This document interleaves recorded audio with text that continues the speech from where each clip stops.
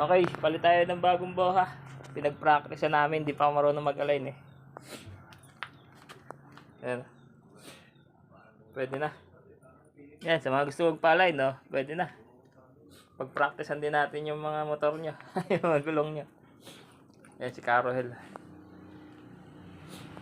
Motor niya ay ano, lolo na to, lolo na ng Wave, anong XRM. Wave Alpha.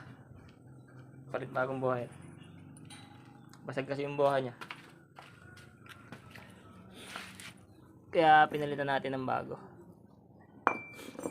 Right, sa mga gusto magpa-align, punta lang kayo dito sa shop. Pag-practicean din natin yung ano, mga gulong nyo. Yun o.